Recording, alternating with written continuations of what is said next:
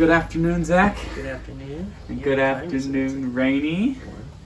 We have a new special guest today. I'll grab the camera. I'll bring it on a little bit.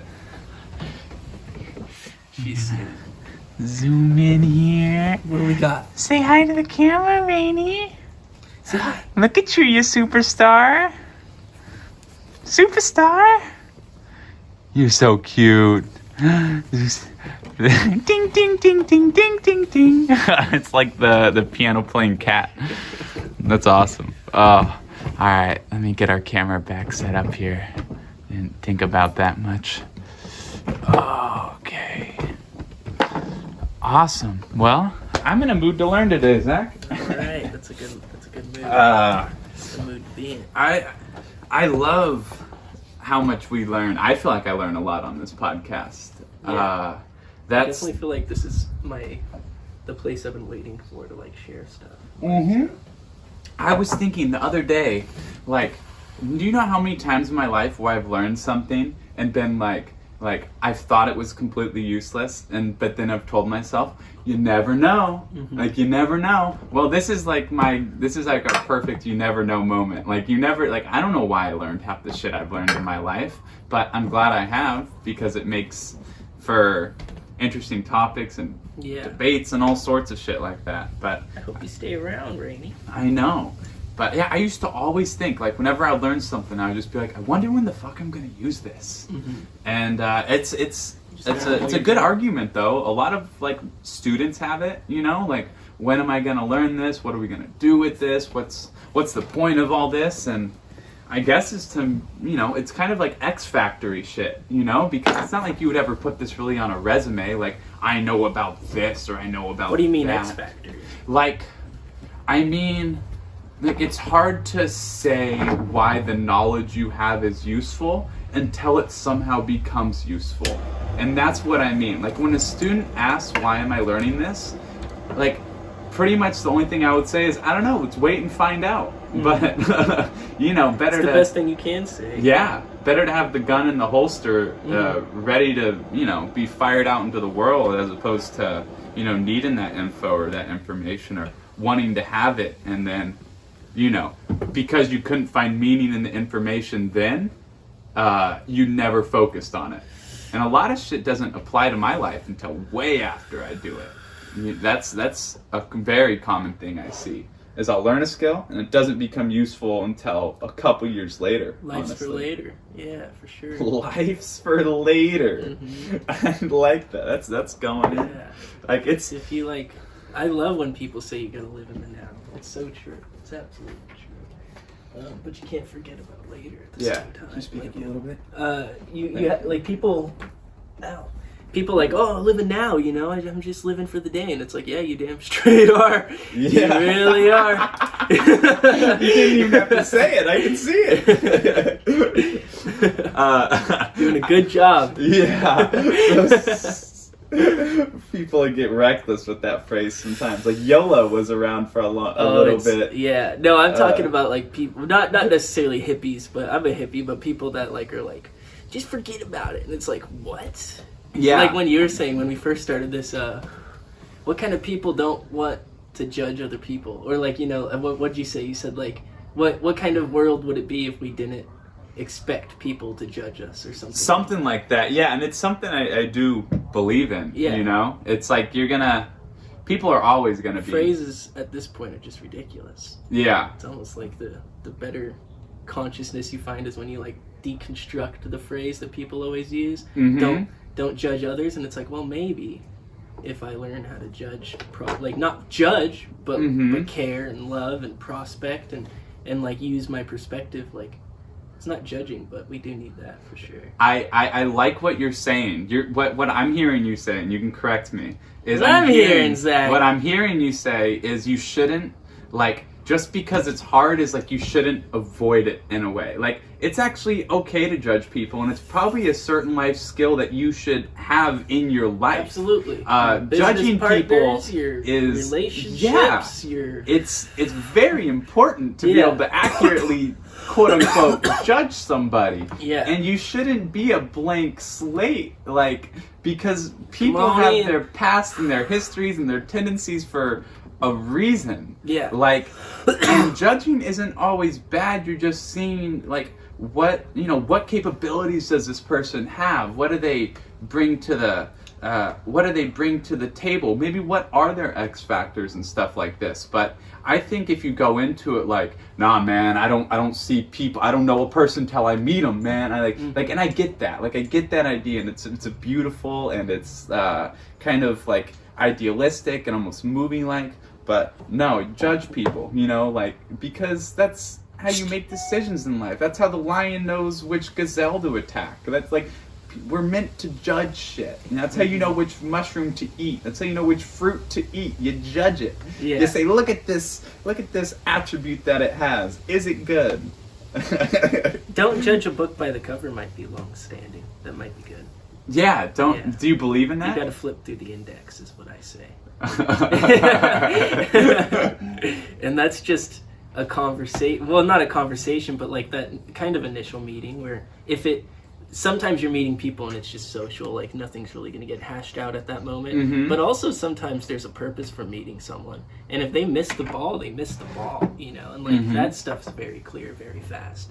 And I try not to miss the ball when I'm like with Joel, I try to be quiet because he has chronic pain in his ears. Mm-hmm. But we hang out with his buddy Jason as well, and he's super cool. And now we're all talking a little bit more. And now I'm realizing that like up to this point, hanging out with Joel, I didn't have to be as quiet as I've been, and I've possibly been making him uncomfortable. Mm-hmm. And it's like that's missing the ball.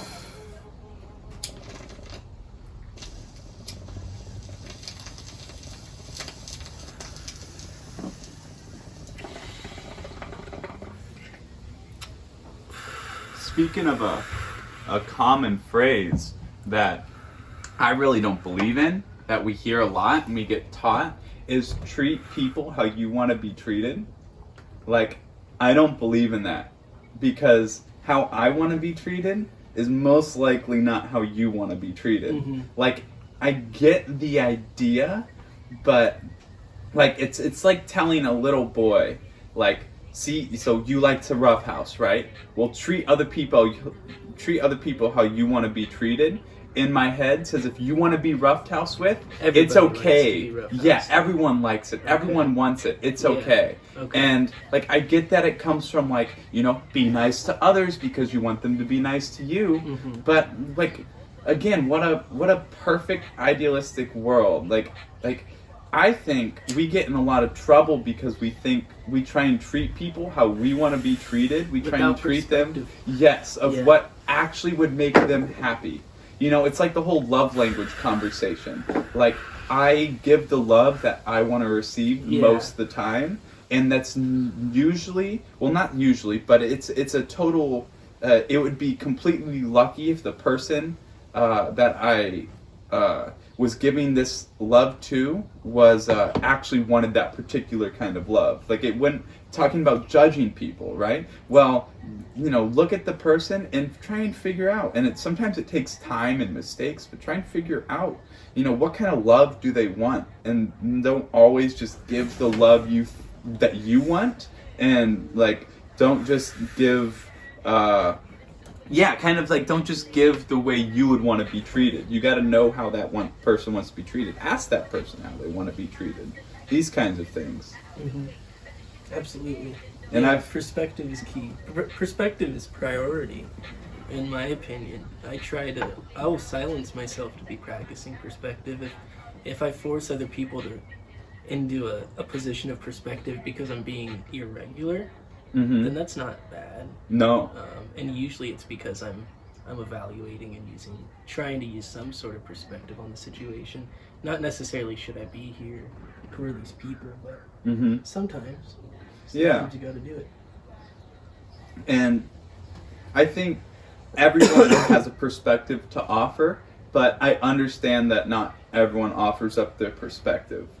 Like that kind of vice versa role. I feel like there's so many perspectives that don't get heard for whatever reason, and That's honestly one of the goals of this podcast, at least personally for me. And it may be like a team goal that we try to figure out. But just exposing different perspectives on this podcast, I think, is so important and cool. Because right now we're two perspectives. You know, like we're obviously conscious enough to try and include other perspectives, but that's such a third party initiative almost. So like I would love to get like these awesome perspectives like we were just talking about. I'm so like when you told me your friend we were gonna like finally kind of get your friend you and up on that podcast, like I was like fuck yeah, like another perspective. I didn't run it by him yet. And I was with Jason and Joel, and I brought up the fact that I wanted to do kind of like community interviews just based off like interesting people and just ask interesting life-based questions. And like that, my goal in that is perspective. Absolutely, like a community-based perspective of like people our age that we find interesting and that the viewers might find interesting. Yeah, I'm gonna write it down. Like perspective, just big words. Perspective. Fuck yeah, so cool.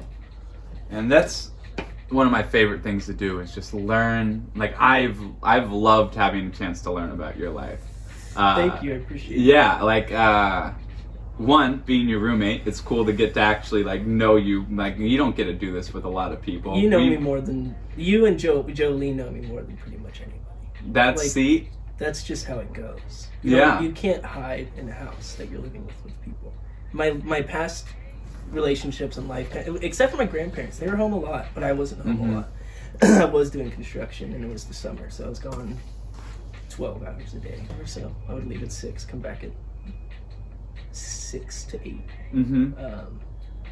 What age did you start construction? I think I was 18. I worked 18 to 19, and then 19 to, I guess maybe I started when I was closer to 19. I did it for a year, and I haven't done construction for a good 9 months. Okay. So. I don't know much about the construction world, but I'm sure we have a number of listeners that maybe like what was the experience like? Did you enjoy getting into construction at 18? Like, yeah, I'll hold on to it forever. Like the stuff I learned even in that short amount of time, with computers and with buddies and with family that might know something, but especially computers. I could go on YouTube and I could build like anything I want now, and I just have to have the patience to go and find my supplies and stuff like that. Yeah. But like knowing board widths and termage for boards and different styles and what's inside of a house wall and all that stuff from the beginning. I'm beginner knowledge, but it's so useful and it's so much fun. It's really fun to know. I just got into a bad company. My friend Elisa, her dad owns John Brown Construction, and he runs it off of in Petaluma. They have a property, like their family property, and it's pretty large. There's a horse barn with like its little like corral thing, and then behind that is a really large open field that a creek runs through in the winter, or whenever the water comes in. So there was a lot of work on the creek. It was like a large thing, and it didn't turn when it hit the fence of the other property. So, and that's John's responsibility, since it's like running straight. It's running through his whole property. So maintaining the creek is like his responsibility. So I would go out there on the Bobcat, and we had to like create a curve, because since it was dry, we like created a curved bank with rocks and like digging out and dropping soil. And that was really fun. And that was after spending like intermittent time in that huge field. Like his son had built like a dirt bike ramp, a lot of them, dirt bike track. Yeah.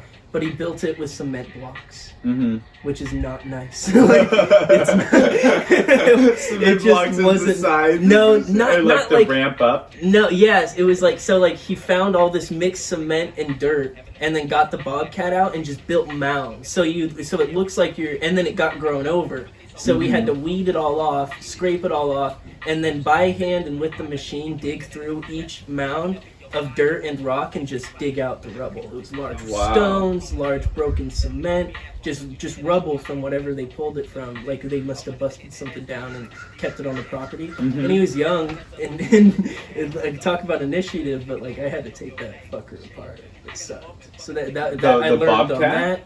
No, not the Bobcat. sorry. I used the Bobcat to take apart the huge Oh, track. Got it. And usually it would just be dirt, no problem. You know, Yeah. you go over it with the Bobcat, scraping each time or whatever you want to do. They but had that with special mix. Well, yeah. I didn't get to do that. So I was working with them a little bit. My bosses, I had 2 bosses. It was me, one other guy, and the owner of the company, and that's it. Like that was the whole company. Smaller. So I was doing everything. If there's weeding to be done, I was doing that. If the creek needed to be fixed, I did that. If the back field needed to be fixed, I did that. And that was like off time. And then we put a house up from the floor to the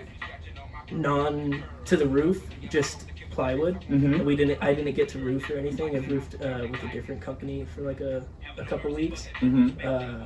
So I learned that process up with just 2 other people. So I was doing a lot of that. Foundation. Me and my buddy Joey, I convinced them to hire him for a little while. Mm-hmm. So it was me, him, and the other dude, and John would go finding jobs and stuff like that, and like getting us our supplies, bringing back wood, bringing back stuff from the shop, bringing over excavators and stuff. And me and Joey pretty much did for foundation. You have to rebar it all up, and you do I don't know if you call it housing, but it's a wood retainer wall that you dig into the floor with all the measurements and all that. Mm-hmm. And then in the middle of that, and on each side, you leave enough space to build a rebar wall. So you then it's like straight up in the air every like 2 feet, and then long rebars. And there's a bunch of different sizes and gauges and stuff like that. And you tie wire them together with these cool tools, and learning all that was really fun. And me and him... And that's just 2 years, right, of work? 1 year. Yeah. Learn that much shit in 1 year. 1 year. That's incredible. And then I told you about the really big house I was doing. It was like a drilling construction company, so our main jobs would be 2 jobs a week, and they would take like 3 days 2 to 3 days each time if it's like a normal job. Mm-hmm. And we had... the viewers can look all this up. They're compact drilling excavator machines, and they had one built it themselves like a few years back. So it was like a spine frame with a motor that you put on the top with a gear on it, and a chain that hooks to a gear that's just a foot underneath that, and that is... Does it have it? Can I look it up? Yeah. Cool. Look up compact portable drill rigs. My friend would fucking love this shit. He loves all the... And I don't want to go digging on my phone while we're on the podcast, but I have so many pictures of all these jobs. Yeah. Equipment and stuff like that. This looks fucking cool. I just, in general, all these, and I said went down here to these portable, like that shit. Yeah, I could... stuff I would pull into a house and drill inside of a house. Wow. We could drill... Ours was 8.5 feet tall, so we could pull it. It all comes in pieces. We could pull it through the slider glass door in like 45 minutes. Run our hoses from our diesel compression, our diesel. And how thick's the drill? Is it like a drill? They're augers, and they're called augers. You can look those up too. AUGERS. Augers. See, I don't know anything about this shit. And so they I'm go just, from just 4 learn, inches, baby. Another. Augers. Yeah. How do you spell it again? AUGERS. I think. There's so many different styles. If you're holding something to a hill, you can do like a... I forgot a lot of the termage now, but you would drill a large auger into the hill, and that is the anchor hook. And then you hook them together as you do that. And then once it exits the hill, and that would be a small drill usually, and you do a lot of those. This is an auger? Pulls. Yeah. Cool, like those it's like a twirly drill. Yeah. Fuck yeah, those are cool. And you can, on your excavator, you buy... That's what we're talking about, people. They'll be able to see it. Those fucking cool ass drills. You would buy your Hornet connection for your excavator, where you take off your bucket. Exactly. So right over here, you connect it up there, It's touchscreen. Yeah. And you're lugging it We'll see. around, and then It'll you'd pick up the neck of the excavator and angle it to the floor, and then get big. It's this shit. you'd have It's someone so with cool. you that's watching the auger tip, because in the excavator you can't really see what angle you're drilling at. Yeah. And they're letting you know to turn left, turn right, angle it which way, so that you keep drilling straight, because you have to have straight piers. Because then they put the actual rebar pier that's built. It's like very large. It will be the size of your pier. If you drilled a 12-inch pier wide, it's going to be like 11, maybe 10, 11-inch diameter circular pier rebar that's extended really far. If you drilled a 15-foot hole, it would be a 15-foot piece, and then you would run 15-foot straight pieces in a circular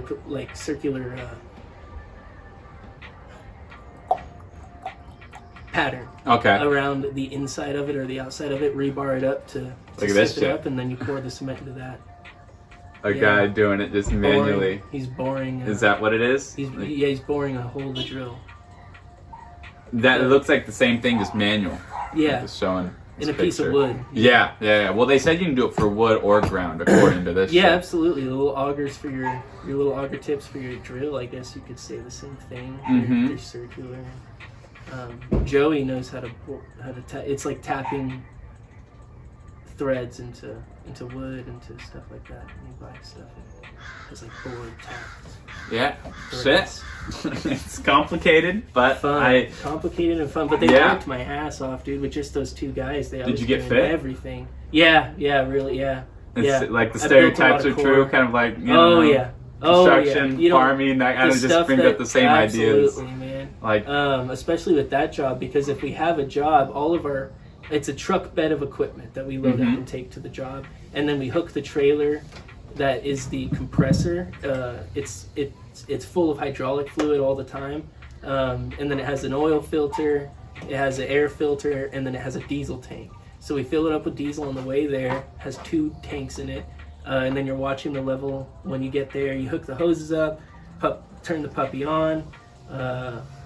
how long did it take you to learn all this stuff? Because Dude, I feel like it would take me shoved it forever down to my learn. throat. I feel like this sounds so intimidating. He hired me on, knowing I was. Did you know anything beforehand? No, it's gives called me a some- greenhorn. Okay. Yeah, you don't know anything. Yeah. You're pretty much a Green as laborer. fuck. But since it was a small on insurance, I was a laborer.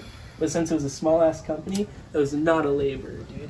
I was getting paid $19 an hour, but when you start construction, you gotta have to check those to getting all these stuff you need. You need tools, you need all this stuff. They're not gonna pay for it. Gas, food when you're there. If you're not meal prepping, then you're fucked.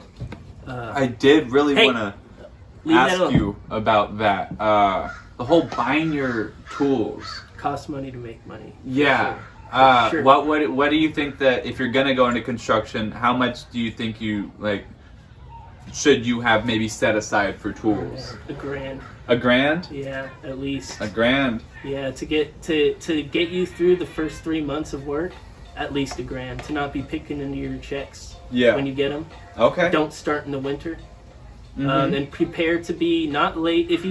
I was with a small company, so he didn't This is good advice. Yeah. I like this. I wouldn't know any of this. Yeah, it's a tricky trade, dude. And if you're with a small company, you might not get laid off in the winter because they need your help to do weeding or you need to clean up some shop stuff or you need to weld something undercover. Roofs need to be fixed, all that stuff.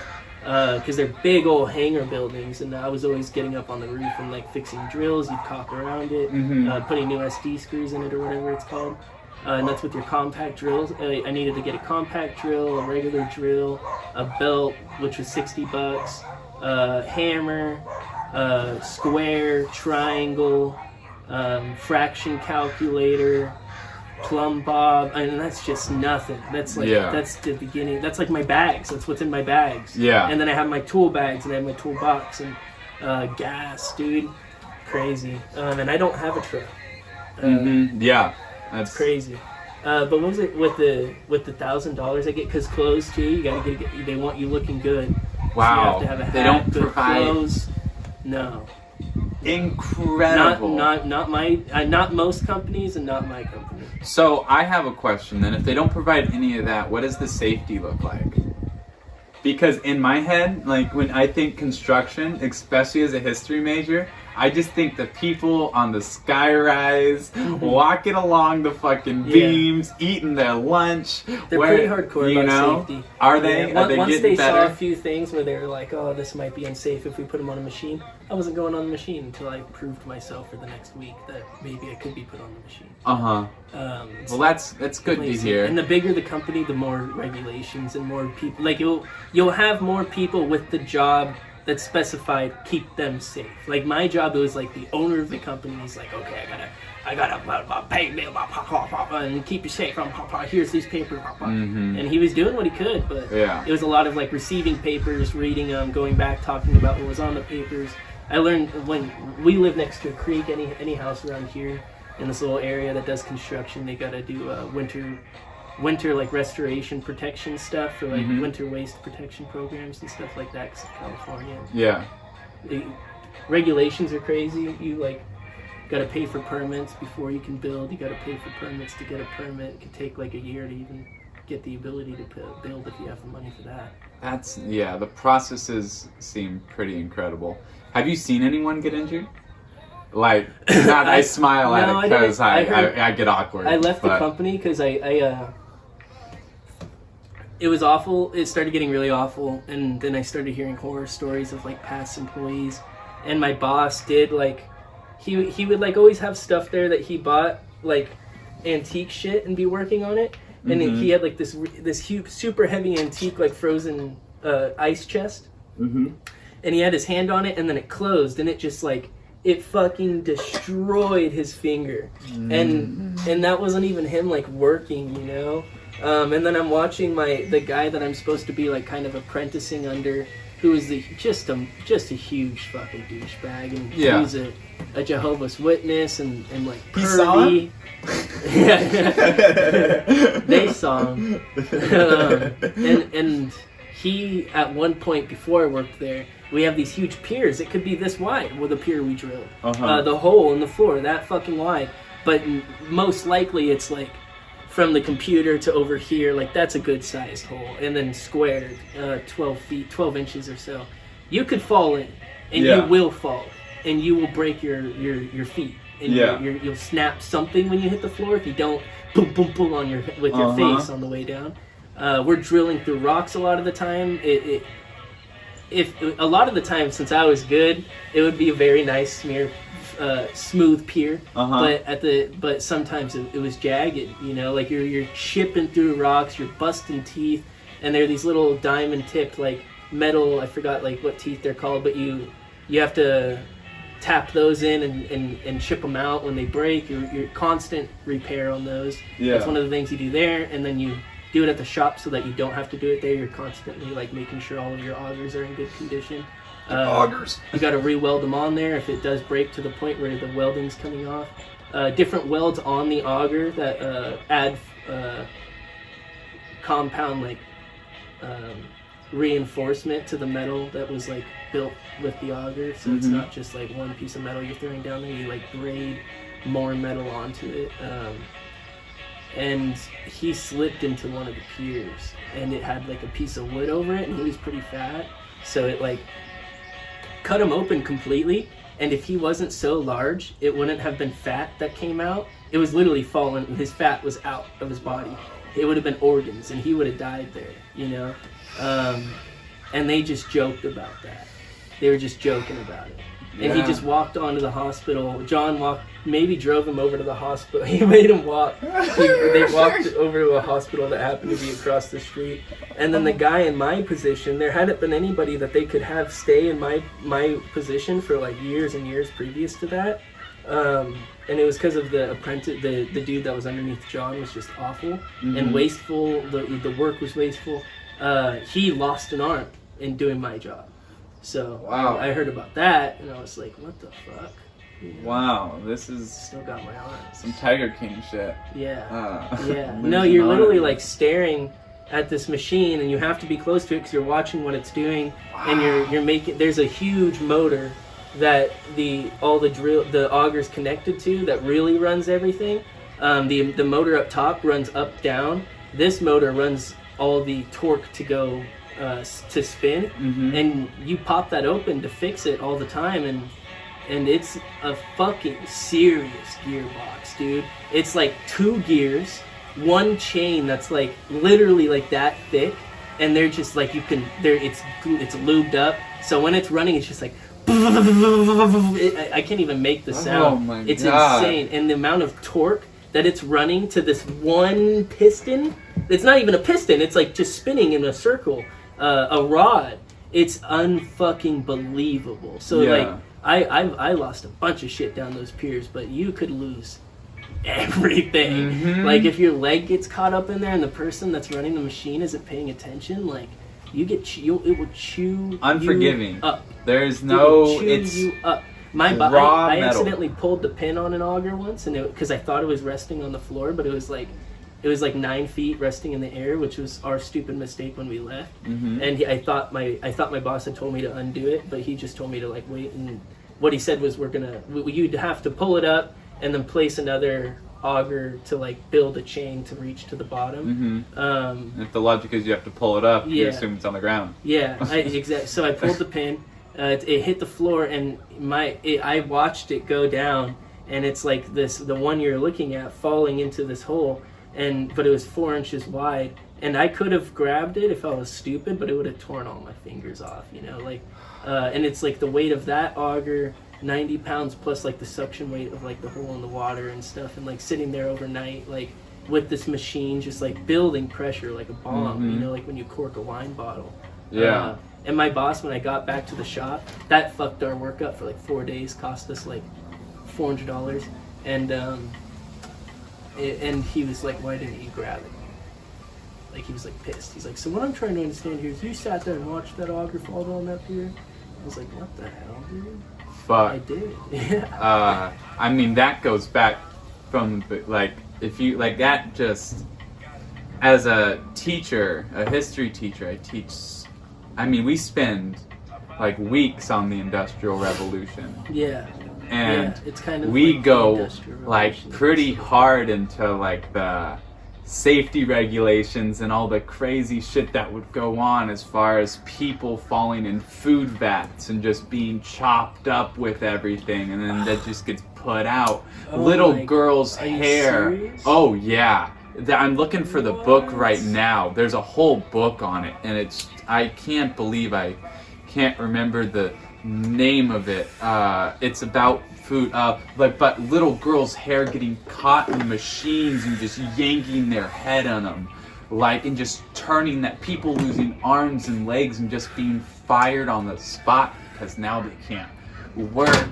Like the 18-hour work days and shit like that, where they're given almost no rest, and then all of a sudden they get tired, and next thing you know they fall asleep, and then they're at the spinning jenny, and all of a sudden something gets in a textile, and a piece of cloth gets caught in there, and they get pulled in that shit and lose whatever they have, and then and the fact that it's modern day, it's, of course it still happens. It's still machines, it's still people, it's still no fucking mercy. People are still tired, mistakes are still made, no one's perfect. This shit hasn't even technically really been around for 100 years. Especially this, not these machines. They used to be these big trucks where the person sits on the back of them. And you have to back the truck up to each pier. Can you speak up a little? They used to be big trucks where the driver would show up in their truck with the auger attached to it, and they'd have to back up to the pier and they drill that way. But it's a huge mess. It's very restricting. What is the book called? I'm looking for the Food Industry Yellow Journalism book. Food industry, and it's on. I have it on the tip of my tongue. Food industry, yellow journalism, 1920s. I'm kind of high. Here we go. We're close.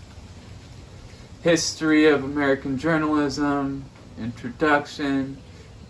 Here we go, we're close. William Randolph Hearst, Joseph Pulitzer, Lincoln Steffens, Upton Sinclair. Yes, it is Upton Sinclair. What's The Jungle? It's called. You ever heard of The Jungle? No. Holy shit! Let me educate you. This is the coolest book ever. I actually haven't read it. The Jungle. Are you looking it up? Yeah. All right. Yeah. Then this is a great. So this book is all about the food industry and all the. This was like before the FDA, the Food and Drug Administration, before all the regulations and the policies, and before the meat tests, and before all this. So pretty much these meat industries could get away with anything.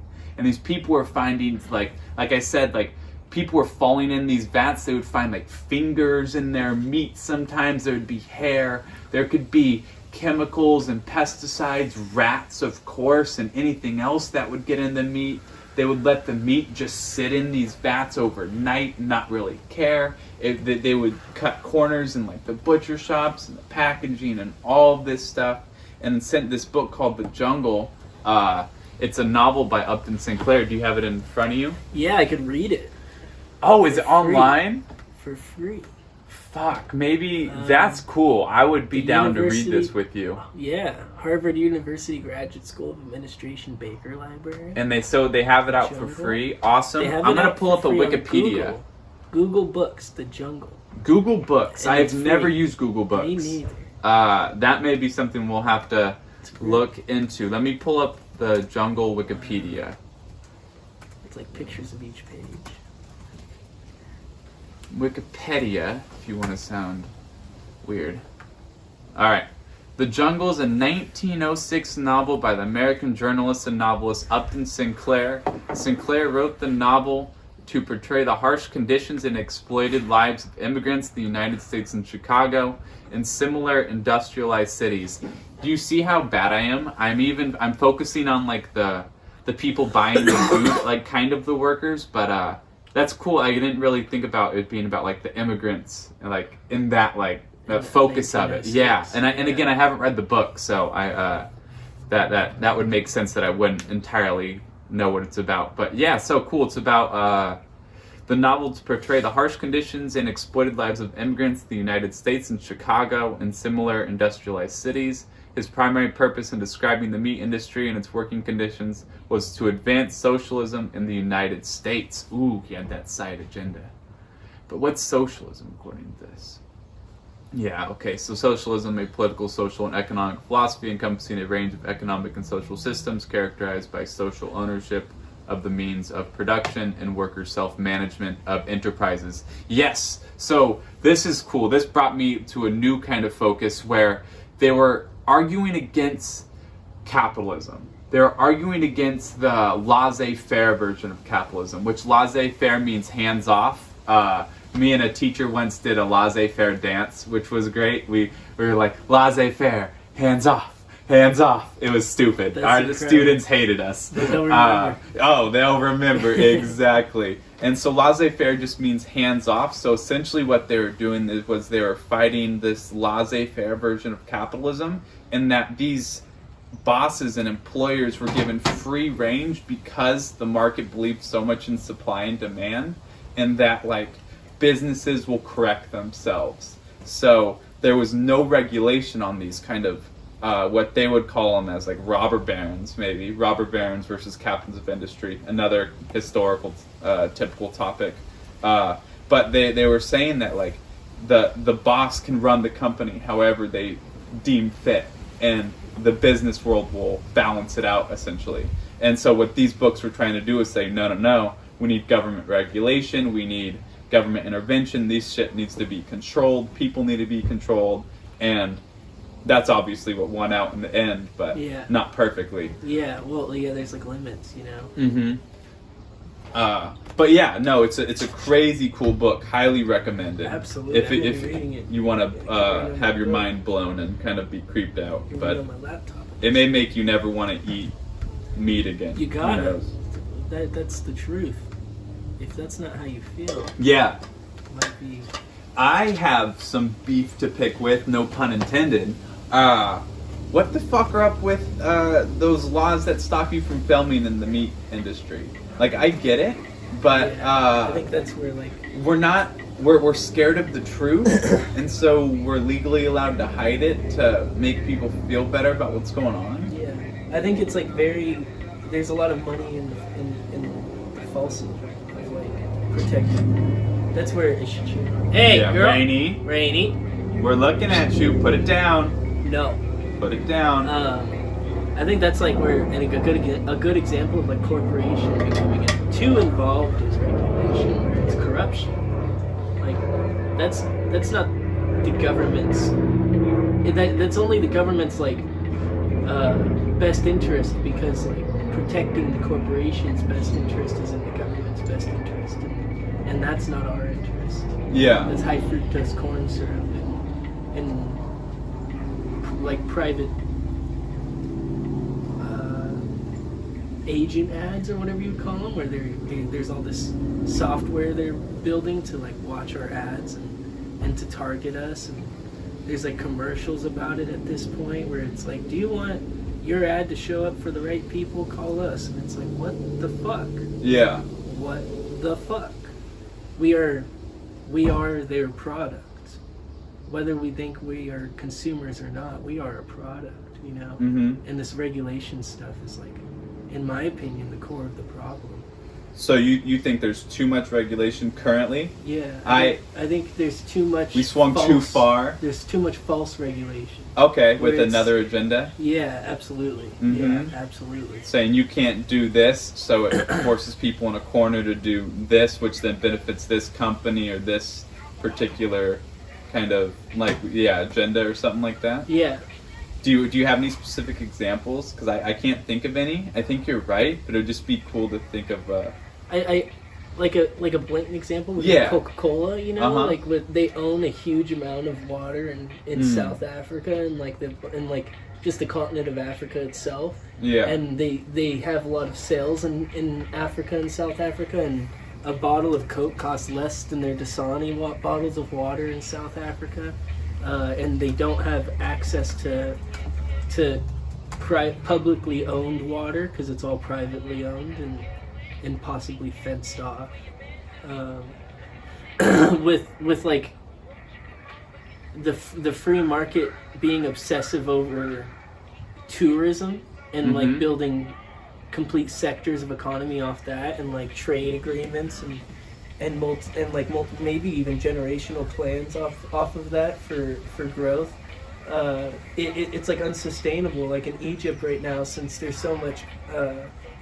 It's like a military-owned government at this point, because like the dictator died who had been in power for like 30 years, and it caused all these riots, and the government eventually had to take control over. I mean, the military had to take control over the government. It's been like that for like 5 years now, I believe, and it's like no one's traveling to Egypt anymore for tourism. So my buddy actually went. Weirdly really? Enough, yeah.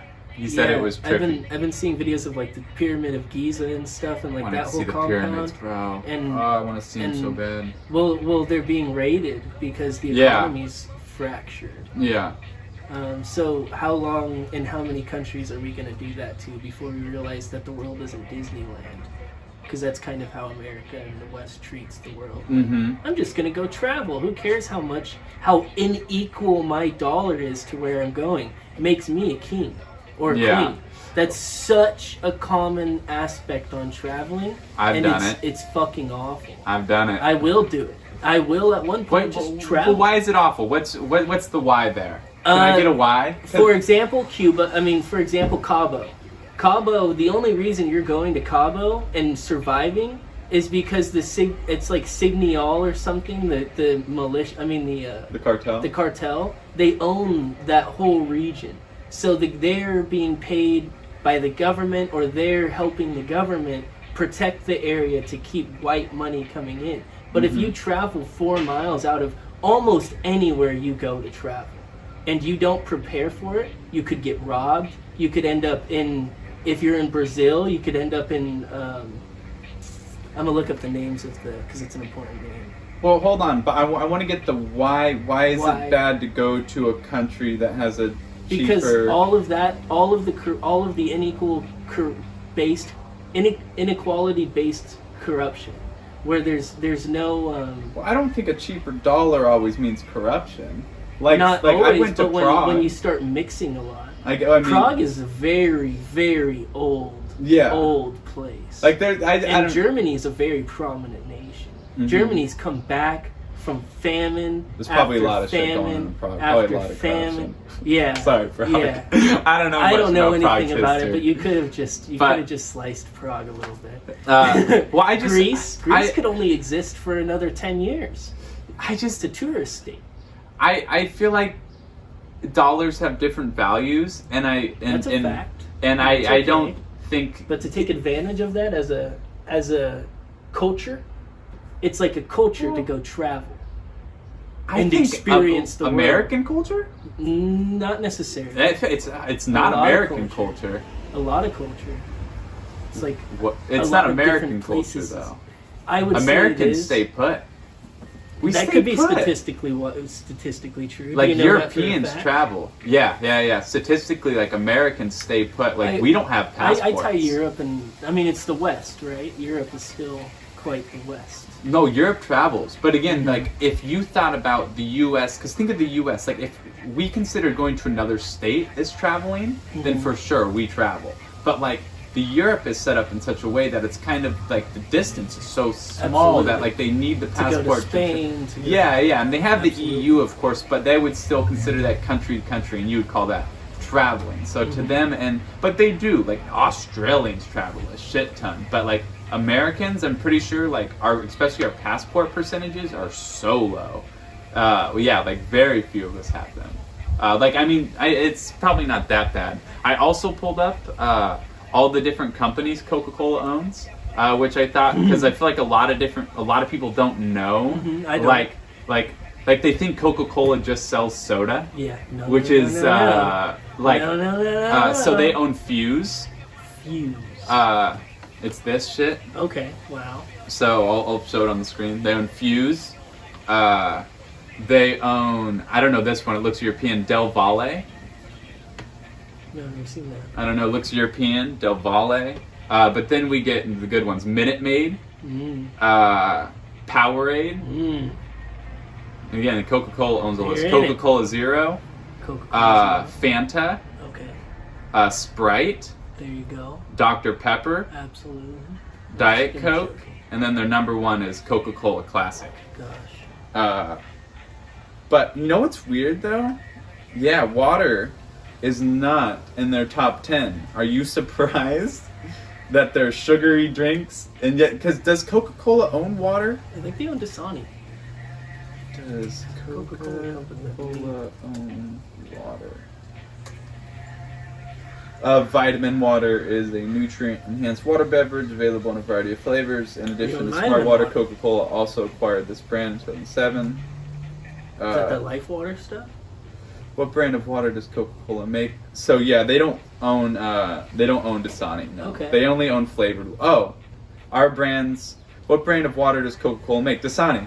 I was gonna be so. It's I was literally like, right. Zach, you All right. fuck yourself up, No. man. But So I pull this up and they immediately See how they hide that, though? immediately. Well, they don't. It's right there. Well- It just looks straight to the bold word. yeah, but no. What brand? It says Dasani right there. Why wouldn't they put that in their top brands? I bet if we looked up Dasani versus what I looked up was their sales. okay, So what that says though is they don't market their water. They market their sugar drinks. Yeah, absolutely. And like clearly, I'm glad that that's true because that would have been. And that's what you were saying about Misguided. in So, Africa, right? That was a fact for a long time. Yeah, Is that they're promoting their Absolutely. sugar drinks and not their water, and these people are getting with fucked the over. price itself. Yeah, the water's more expensive than Yeah. the soda. Oh, can I bring you Get some up? research going here. Yeah. Rainy. Oh, baby. Oh, you are so adorable. Thank you for the kisses. I don't think I'm gonna get a dog probably till like I'm 30. I'm so nervous for the commitment. Yeah, I had a dog for a while, and I'm gonna take a really long time before I take that commitment again because it really is. Like I have like like in my head, I'm just like, fuck, like I want to travel, like I want to do so much. I don't know where my life's gonna be. I feel like people are get kind of willy-nilly about dogs sometimes. Like they just get them. It baffles me sometimes. Unless you're like a parent or have a house, like I get that. But us young folks getting dogs, it's pretty extreme, in my opinion. Absolutely. I had a dog when I was like 17. It's like the worst. I loved him, but Yeah. it's hard. It was It's ridiculous. like having a kid. No bite. Where's your toy? Where's your toy? You have a cute puppy. Feel free to send in a picture. Yes, please. We would love to show off your dog. We'll put it up. We will shout that puppy Yeah. out. We will shout you out. What mix is Rainy? Yeah, she's a. I think she's a border collie, Mm-hmm. but I don't know. No. She's Yeah. 13 and a half months old. 13 and a half. 3.5 months old. 3.5. I'm funny. Yeah. 17 or It's so. getting weeks. big, that's for sure. What are you looking up right now? I'm on waronwhat.org.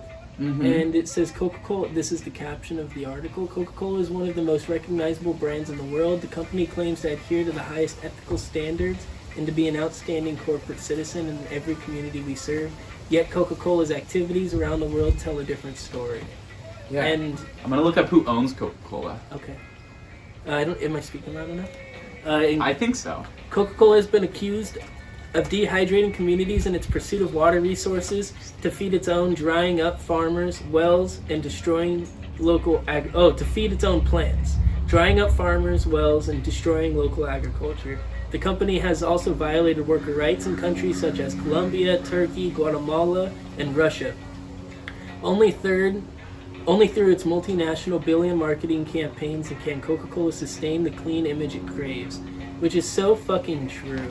Like the amount of money, like it said, multi-million-dollar marketing campaigns. I bet that's not even, half false, right? Like that's probably one of their highest, respected positions. Is those people that are in control of marketing and that have that brain, putting out those videos and keeping all those. Whatever articles, the lawyers, media and lawyers, they're probably like quite good friends. Yeah. They're media PRs. That gets me fucking peeved about the whole water drought force thing in a way though. It almost goes back to like when we used to drink alcohol instead of water. Because it was cleaner, but now we're drinking soda instead of water because it's cheaper. Yeah. Well, cheaper in the economic world, but water's quote unquote free, but not, it's crazy. All they are is bottling it. No one's making water. That's not a thing. What a ridiculous business. If you could ever say, as a world, let's get our shit together, it should be in the two essentials, water and food. There should, I don't know about the rest of it, but it would be really cool if we could figure out water and food as a world. The essentials that people need. Actually, water, food, and then the release of that. Shitting and pissing. If we could figure those three things out, I think, the world and our universe opens up as a whole. But yet we sell overpriced water bottles, which you're selling the plastic bottle, and you just happen to steal the water. I do have here, do you know any of the history of Coca-Cola? I don't know much. No, not much other than they had Coke. So, just for the sake of a little background, the company produces Coca-Cola, invented in 1886 by a pharmacist, John Sith Pemberton, and then in 1889 the formula and brand were sold for $2,300 to Asagrid's Candler, who incorporated the Coca-Cola Company in Atlanta in 1892. It's headquartered in Atlanta, Georgia. I can't really find the... Oh, okay, so the chairman and CEO of Coca-Cola right now, I think, is James Robert B. Quincy, is a British businessman in the United States. After starting his career at Bain & Co., he joined the Coca-Cola Company in 1996 and was later named Chief Operating Officer. He is now the Chairman and Chief Executive Officer.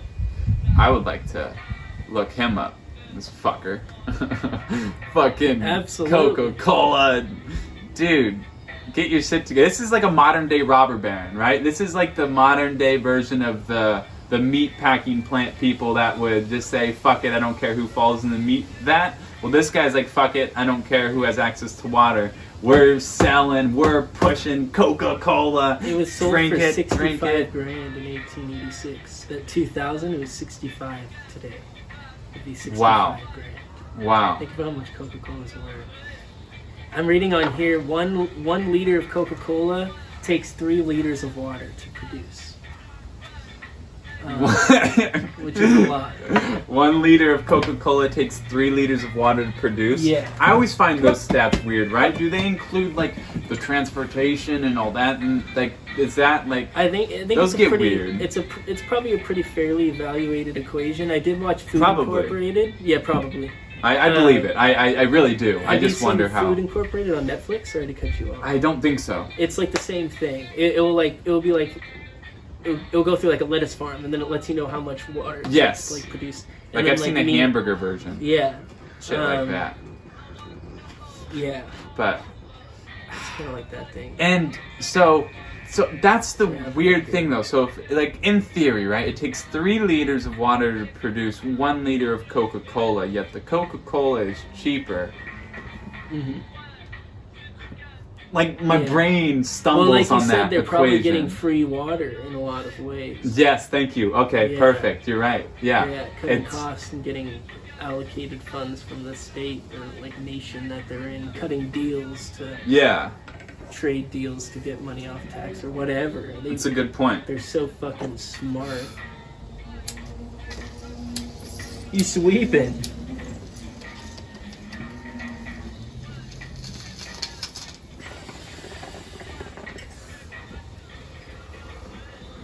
Dude, business people are crazy. Like this guy is our government, right? In like businesses have that much. That's This guy is our government Yeah. in theory, right? Like Yeah. this is actually who is in theory. This person, along with all the counterparts and the same people that are him, the other crazy top people. Like these are the people running our kind of country. These are the swayers. Yeah, These are the Yeah. ones that are saying, they're the interest. If you see the United States say we protect our interests, that's why we're in all these countries, because Coca-Cola is there. No, it's hard over here. Let yeah. me help you out. I wonder Whatever at what. archetype that could be. Sorry, I didn't mean to cut you off. Sorry, I was just getting curious. I wonder at what economic threshold does like a business kind of really become a part of government? You know? I think that would be like a whole 4 years of education to figure out all the values there and the history between like that question, the historical version of that question. Mhm. When at what point did each company take its stake of power Yeah. in each government that it's in? Because not all powerful companies are from the United States at all. We're very young. Yeah. Like you said, Europe, it's the same philosophy situation with a different demographic and like obviously like culture. But I'm looking up currently the connection all on the phone between together. government and business. I just want to see kind of what It's the same. it We've says. replaced church. Now it's like Uh, company and state. looks like they gave a little thing here. So, okay, this is a cool little perspective, I guess. It's by IEDUnote.com. It says, government and business institutions in a country in many ways are interrelated and interdependent. Way to just balance yourself out there, buddy. You said I've learned nothing. IEDU.com? Yeah. No, IEDUnote.com. I try to stay away from .coms. Well, we'll just see what it says. I think so it says government and business. We can disagree with it. I think it's kind of fun to disagree with things sometimes. Government and business institutions in a country in many ways are interrelated and interdependent. In today's global economy, businessmen and entrepreneurs are the driving forces of the economy. And then we have a great ad here for cycling underwear. 90% off, folks. This is why we stay away from .coms. In a planned economy or even in the market economy, government holds control of shaping the business activities of a country. That's true, right? Government controls what a business, like the regulations of a business. So in a way, you would think governments would just set up businesses in such a way that would help government, if we believe government's as selfish as it is, because I don't believe government's there for the people anymore. What about businesses? I assume I cut you off. No, well, not really, no. I'm just saying, like, I think governments now kind of set up business regulations so much as to form a partnership with businesses as opposed to looking out for the customers and the people that the businesses are serving, as well as like the workers themselves. Absolutely. Like I feel like we're back to focusing on the business owners and no one else. Yeah. Like focus on the top and the rest will improve. Trickle down. In a way. Trickle down. I don't know. Authority. Look at those bees fucking. Oh, that's a fact. Look at those bees fucking. It's flying around. Well, it's piggybacking. Is that what it is? Oh, there's a third bee. What if they go? Oh, fuck, we could see some drama, folks. Oh, man. She took off. Yep. Oh, offended. So let me finish this out. They do give a chart here. So, and they say business influences the government by personal conducts and lobbying, forming trade unions, political action committees, and large investments. Government influences the business by laws and regulation, company law, partnership law, government agencies and regulatory body, SEC and central bank, and trade policy. That means a little bit to me, but not much. Wow. But yeah, that's a lot. Yeah. Yeah, it's just like I said, it would be so hard to answer the question because you take all of that and then each one's like a course, you know, like trade policy, what has that affected? And then you go to the other side, how much have you colluded and how much have you asked for help and how much? In my thought, it costs so much to be a politician and to run for presidency and it's like this huge show, you know. Is that government or is that the economy going to government and saying, here's a way to prop up the economy. How about you turn this into a moneymaker and you start making these shows and you start making it something to look at on Fox News. And then, oh, by the way, I own Fox News and do you want a piece? Like something like that. And that's a huge, that might be like something that the government like agreed with or something that the government started. It's like, hey, let's get on this boat with Coca-Cola. I do blame both. I think they're in it together. I do too. As like separate, as individual people, and like heading the proper organizations in the right spots, put there on purpose by the right people. It would be very easy to control a fluctuating market or policy or international interest like portfolio to gather something like that. It doesn't sound too difficult if you have the right people. And it's like, I bet you we only know a portion of what these businesses actually have control of and own and have their just hands a little in. Bit. Do you know much about like the military complex, the military war complex? No. Specifically from the United States and Europe for sure. Like, well, at least I don't know where you're going with it. There's a couple of companies that are I learned about in school that are like unbelievably military companies. Powerful. they're private corporations that are in Mhm. like the military sector of like Yes. sales and then like private military like body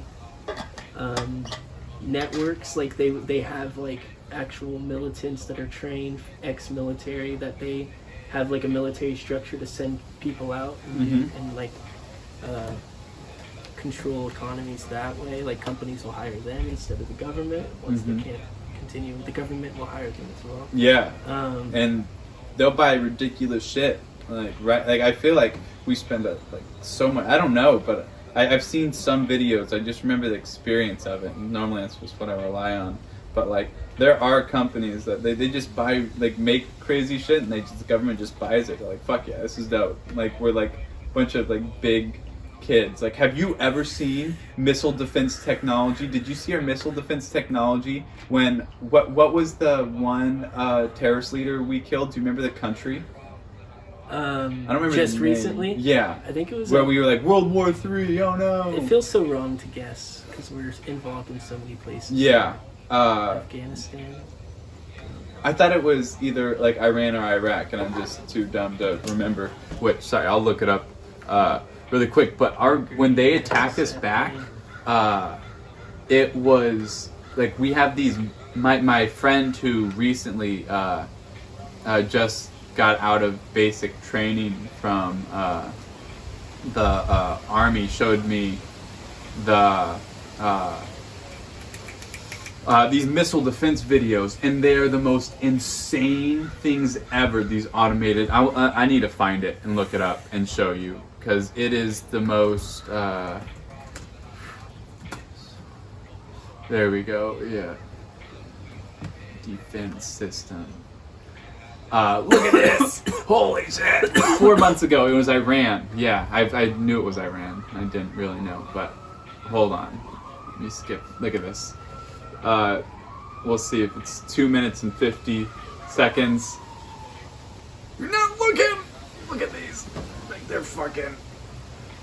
See these bullets? Holy shit. The thing's just on wheels. Like. Just roaming around. This is insane, dude. And this is when Iran bombed us, and we had these missiles, and these are people, and we have just videos. This is over the United States, or no. This is a military base. Yeah. Insane. That sounds like the machine, bro. That I was talking about. Yeah. Holy shit. And it's like two different guns. You see how that sounded different? Maybe it's semi-auto and auto. See, they're getting them. Boom. Insane. Wow. And there's videos of them like watching this and reacting. I'll keep give sending you them, motherfuckers. It's incredible. It takes out a village on the way down. And there's people just at the base watching these missiles come at them. Yeah. And they're just like... It's like, I hope this shit works. Yeah, and boy, does it fucking work.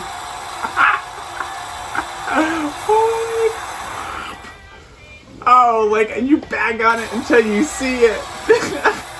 You see, if you can see a missile come, you can't even see it. No, they don't get that. Oh my god. Look at that. I thought that was just the camera. They needed a little backup there. Boom. This is insane how much shit. war has changed. Yeah. How much This war is like the has new changed. war. Less people, for sure. Whoa, we got fire. Holy fuck.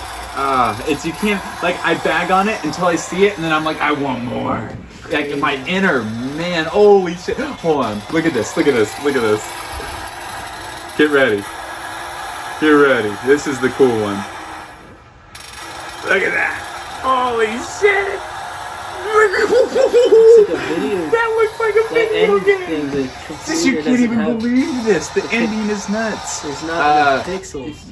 You want to check out this video, it's titled Air Defense Shooting Down. Hello, we're doing our podcast.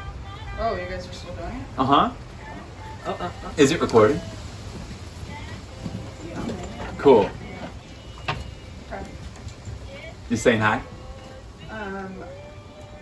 No, I was wondering, but it doesn't. Okay. Okay.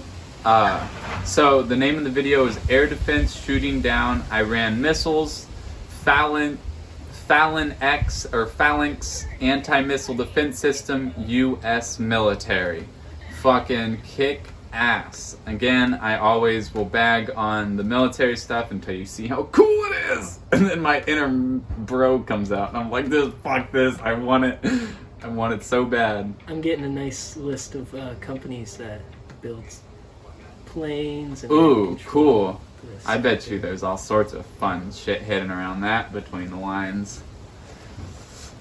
I'm pumped. I wanted to learn today. We're learning. We're jumping into cool history, cool business shit. Makes me happy. Makes me really fucking happy. Boeing Defense and Security. Yeah, Boeing, right? Boeing Phantom Works. That's right. And it's not Bowflex. No. Not your home portable gym. It's Boeing. Yeah, and I wonder who made the fucking plane that Elon Musk's talking about, or whatever. But oh yeah, that's a good. This. I don't know, the A-12 or something like that. Some crazy shit.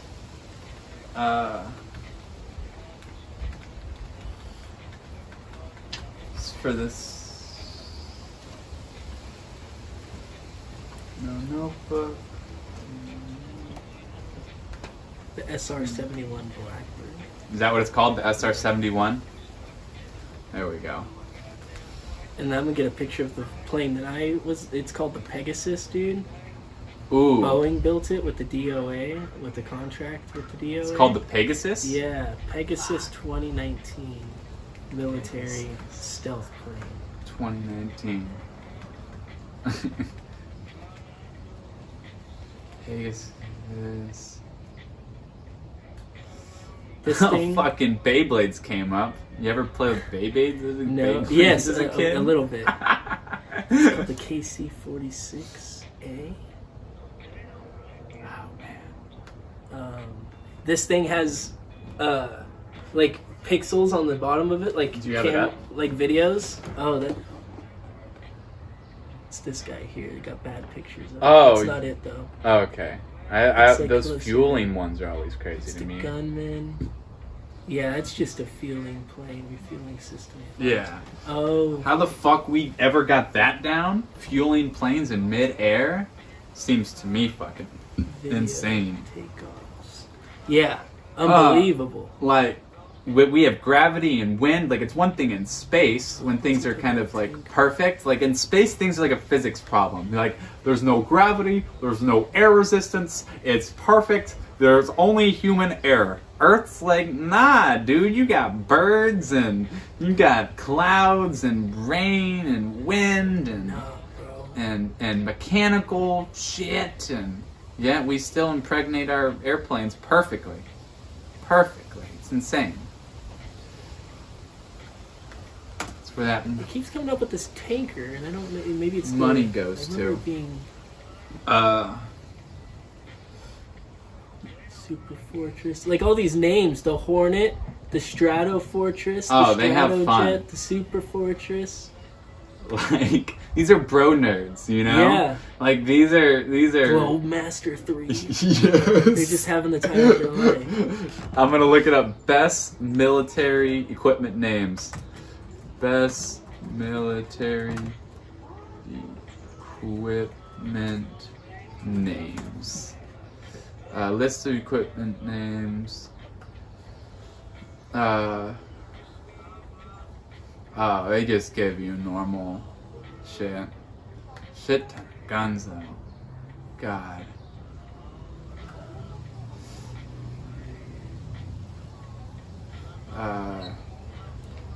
Whatever. I do wonder what war looks like, or like what our history books will be teaching about war in this generation. Because I don't know what war looks like. Like, I teach about technology advancement in World War I, and how you have like trench warfare, and how you have things like the machine gun coming about, and you have like tanks, and you have gas and like poison gases and stuff. Then World War II, you see like the airplanes and the submarines and just all this technological advancement.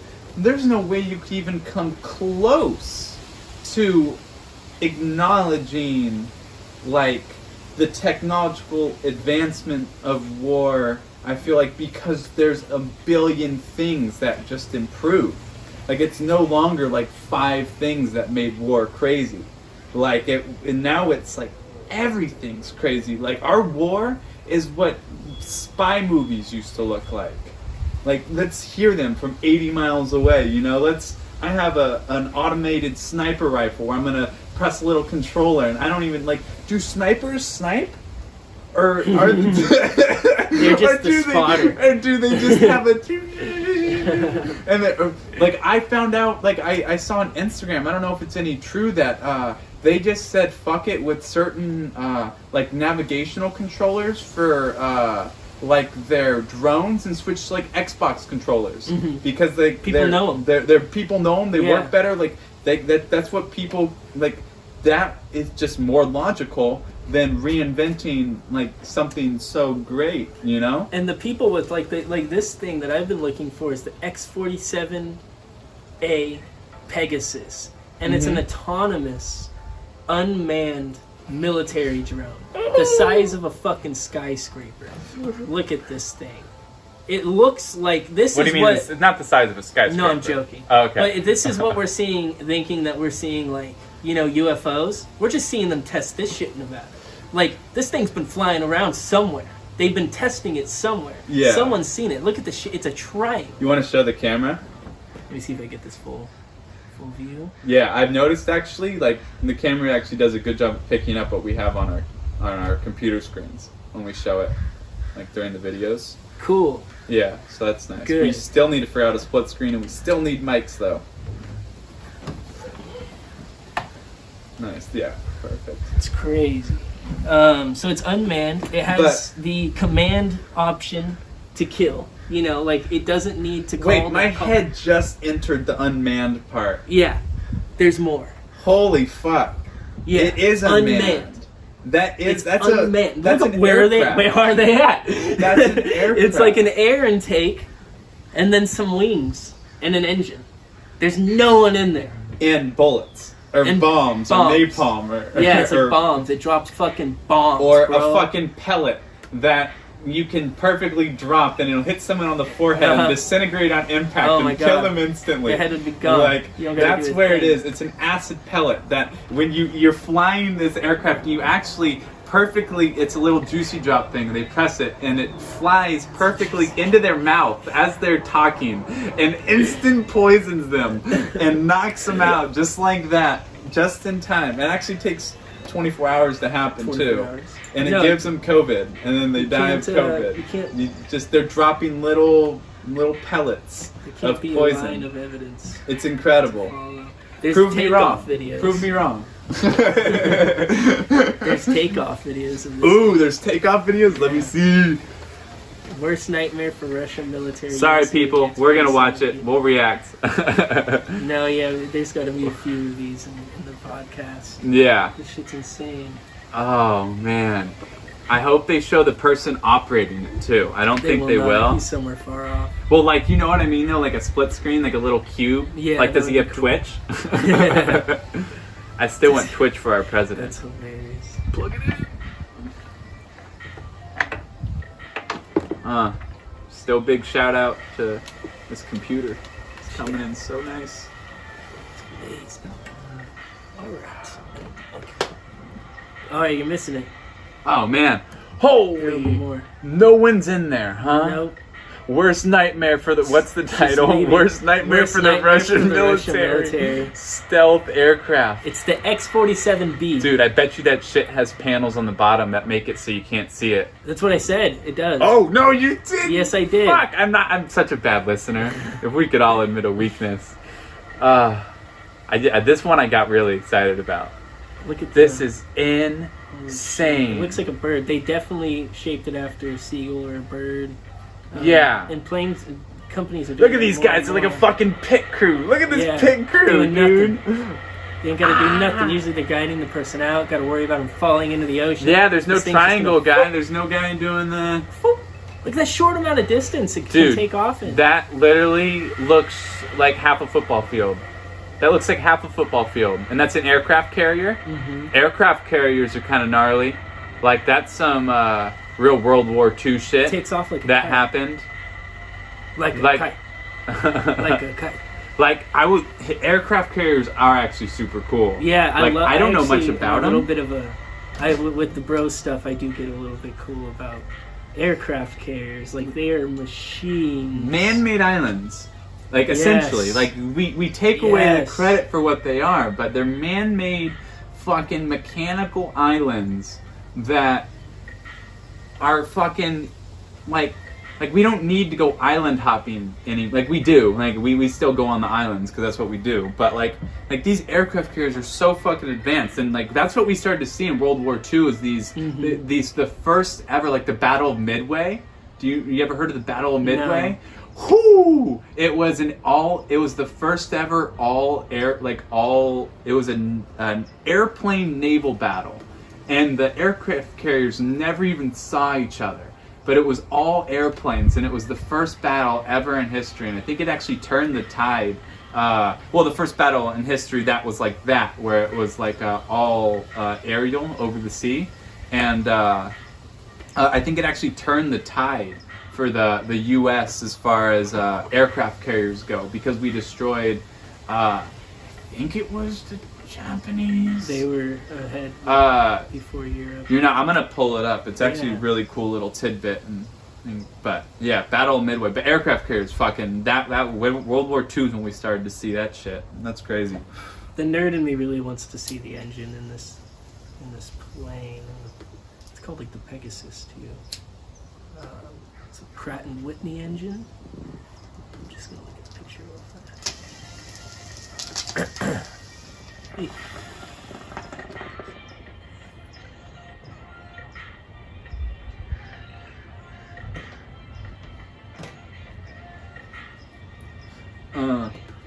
Feeling good on It's the a podcast. monster! This engine? It's a monster! It's the plane. That is literally the plane. You let That that has thing to go, be. poof! It's flying. It's gonna break through the wall of the building. Hey, girly, girly, girl. What you We doing? got cords around, girly. Hey, come get it over here. What's that? Go get it. Go get it. Go get it. Whoa. Oh, she's gonna fuck that flower up. Don't let her, Zach. Oh, shit. Told you. I told you. Jolie's gonna kick your booty. Man. Look, yeah, this is fucking unbelievable. Wow. Get a big. See, can you get a big one? And Yeah, you get we'll throw it on there. Tab. I may be able to if we start logging some of these things. I don't really want to do it right now, but we can figure out a system for getting the split screen. I think it's about time we invest in that. That would be awesome. So- that's a good. Here we go. Because we're pulling a lot of cool shit up now, and I want them to be able to see it. All right, you want to Yeah. turn your camera because the F100 PW 220,000 fan illuminator hyperbolator It's the quantum turbo. This is what got Doc to the future. Right here, the flux capacitor. Yeah, He just that's made it 86 so much miles per smaller. hour, 88 He was miles very per hour. impressive. He was ahead of his time. It's a turbo fan engine. Wow. Wow, wow, wow. I can't wait till this looks like a piece of junk in 20 years. Right? Right? I can't wait till this is like... It still does look so rudimentary. So many It's- gears, so much weight. the same technology applied in advanced ways is what it looks like, Yeah. honestly. SR-71 Blackbird's another beast. A genuine fucking beast. Oh, wow. It's got like 2 turbo engines. in Lockheed. there. Lockheed Martin. I have them on the. They're another. Lockheed. company. Holy I have shit. a lot of stuff on them over here.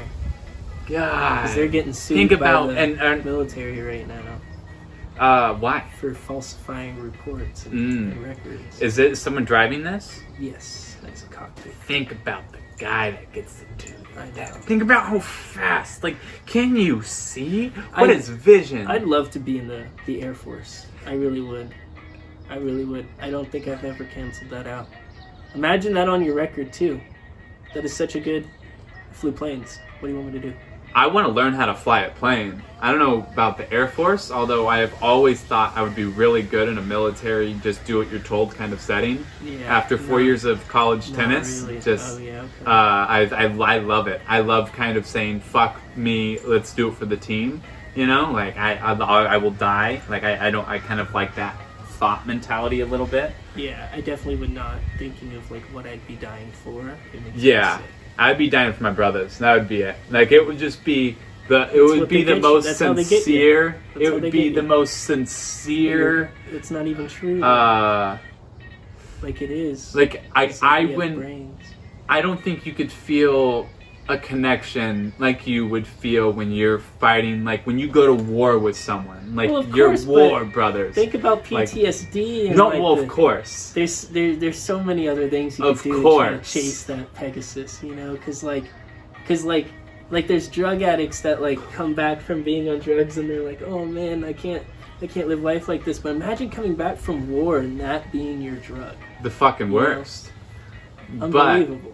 But like you have to imagine without the down. Like if you take away the downside, of course. right? Of, Like if you just absolutely- throw I that agree. away. I agree. Can we? I Yeah, agree. like Yes. just whatever Absolutely. that would be. Did you ever do that on the playground? We would always do like spy shit, and it felt awesome. Mhm. Felt awesome, like fake killing each other from across the like Yeah. playground. It was awesome.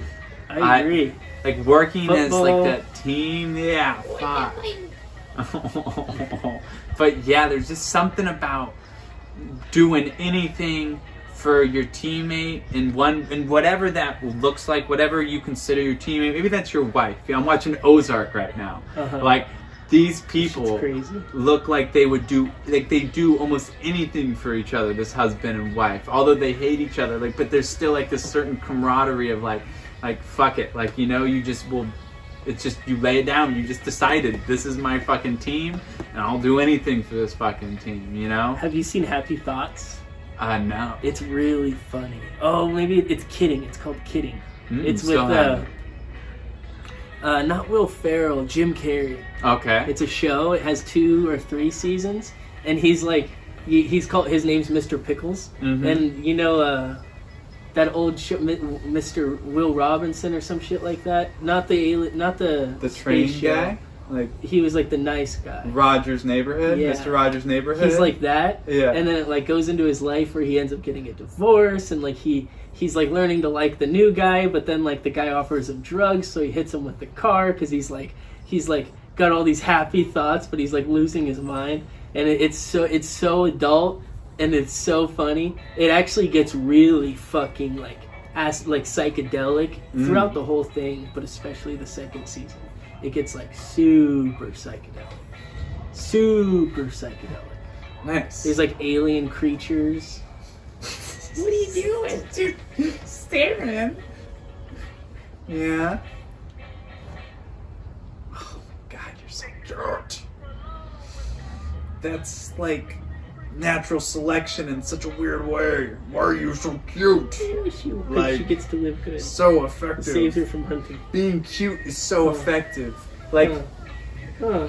like it's so, that's weird. We can't, you're not allowed to you're not supposed to overglorify people's attraction, right? Attractiveness. But a dog, you can totally overglorify a dog. Yeah. You can be like, it's the cutest thing ever. That dog is like, and that's all you could care about. You're not like, oh my god, that dog is so nice. Yeah. Like, wow, What a great that soul. dog This has... dog should be the president. What a great Yeah, soul. like, Yes. you're He's just so like, cute. it's so cute. You're so cute. You That's don't all that even needs to exist. be. You don't Like, even that's all you exist. need to be. What Yeah. are you doing? You don't even know. You're like, I have thoughts and ideas and opinions. It's like the Rick and Morty when they give the dog Oh, I remember that vaguely. Fluffles or what, I forget the dog's name, but He like, takes essentially, over the world. well, yeah, they want the dog to be smarter so it doesn't like pee outside. They're getting frustrated how dumb the dog is, and so the dog all of a sudden gets super fucking smart and learns, and then yeah, he's like, why'd you neuter me, Jerry? and like his name was Snowball or something like that, and then he was like, I am no, and then like, Snowball, what are you doing? And they're like, he's like, that was my like slave name. Now I am Fluffles. And he builds that like robot. Yeah, the robot thing. Yep, it's fucking crazy. So I guess we think we want dogs to be smarter, No. but we just want them to be cute, and they are smart. They know how to do their thing. No, she lost a tooth the other day. Oh, Yeah. how'd that happen? Oh, baby tooth. Looked like it She just got grew baby back. teeth. That got weird. I can't find it. It just, Can't find it's the there. tooth that fell. Oh, the tooth that fell. It's Yeah. weird. It's going in and Where out. they go, mate? Wow. Yeah, because like all of them were coming through the gums recently, but Yeah. she lost a tooth at Zoe's house. Oh, bravo.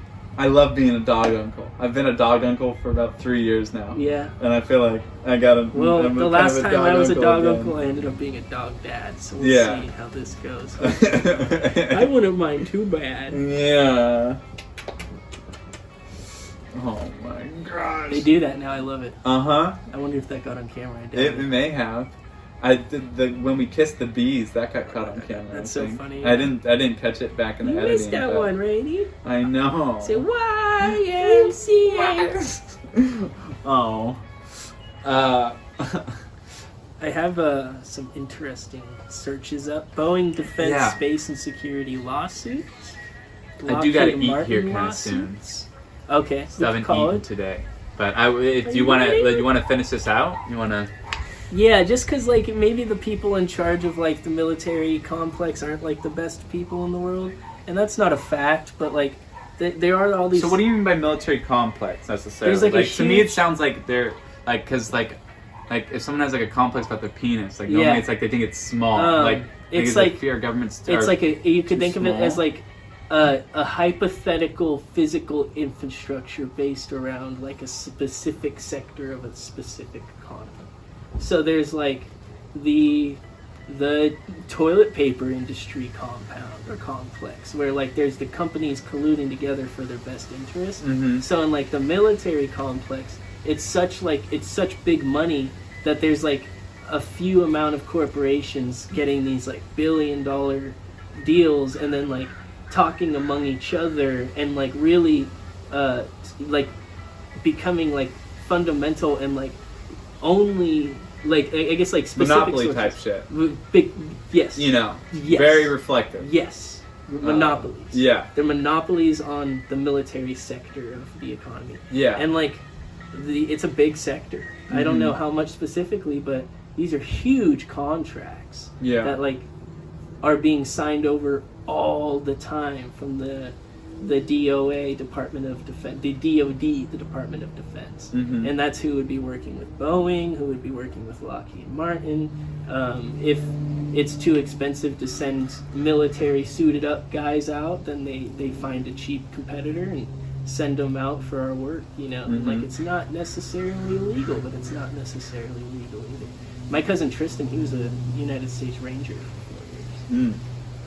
That's cool. And there's people out there doing that kind Let's of. get 'em I don't know on. what he does. Let's get him on. That's a great idea. Let's get him on. That's a great idea. I think he's up in Berkeley at the moment, but he'll come down. He'll Yeah. come down. We'll come to you. We'll come to guests. Yeah, That have would be him come cool, down. too. Yeah. Oh. No Well- chewing, girl. Leave them playing. Yeah, I'm good. I'll read these up and maybe bring them up in the future. This was fascinating. This is a good episode. I loved I everything. got 3 good links to look into after. Gotta Yeah. go pee. So what did we talk about? I want to, for our details here, construction. Construction. We talked about war. Yeah. We talked about big industry. Big, well, not big industry, big business. Yeah, big. You could say company and state. That's a funny Yeah, way to say yeah, that. Like church and state. Then separation of company and state. Yeah. I What a said that- cool idea. I don't know if anybody will catch I've that I never said that heard earlier that. on the podcast, No. but I definitely said that. I like it. Yeah. Is that an idea anyone believes in? Because I mean, I hope so. I like the idea in theory. Separation. I of coined company that. and state. Don't fucking I'm going to the fucking. He has it. I'm going to the county clerk next week. That's right. Gonna get a She tried to patent. coin that. Do you want to make that the title? Yeah, that's why I said it. Yeah. Cool. Company and separation of company and state. We'll make then that the the military title complex a of the little bit. podcast. So I have construction, war, big business, company, and state. How about definition of military complex for dummies? Like the books, you know? Yeah. I'm just gonna write military complex for dummies. Yes. I was trying to just shorten it a little bit. Military. Ow. Complex Rude. for dummies. Da, da, da. What you call me? Da, da, da. Go You're beat a him up. dummy. Go beat him up. You're a dummy. He's living the life, Rainey. Yeah, she is. Okay, and then special guest Rainey. Mm-hmm. This is if we could do this at the end, it helps for sure. Special, because then I don't have to rethink or like Yeah. special guest Rainey. Cool. I'm happy. That's perfect. All right, that's the Off Track podcast, folks. Love you all. Want to give him a little bit of Rainy love? Right, she's you gotta corral her. Say bye, Rainey.